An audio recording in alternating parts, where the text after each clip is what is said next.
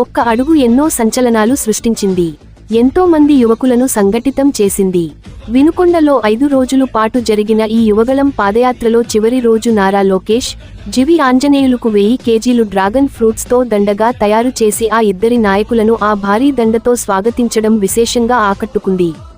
రాష్ట్ర వ్యాప్తంగా వేసిన దండలలో ఈ డ్రాగన్ ఫ్రూట్ దండ ప్రత్యేకంగా నిలిచింది. ఎన్ఆర్ఐ టీడీపీ కార్యకర్తల మన్ననలు పొందిన ఈ దండ ట్విట్టర్లో ట్రెండింగ్ అయింది. ఖర్చు విషయంలో రాజీ పడకుండా తనకు ఎంతో ఇష్టమైన ఇద్దరు నాయకులకి డ్రాగన్ ఫ్రూట్ దండ వేసి అభిమానం చాటుకున్న ఎస్వి చారిటీ చైర్మన్ పోక వెంకట్రావును నారా లోకేష్ గారు ప్రత్యేకంగా అభినందించారు.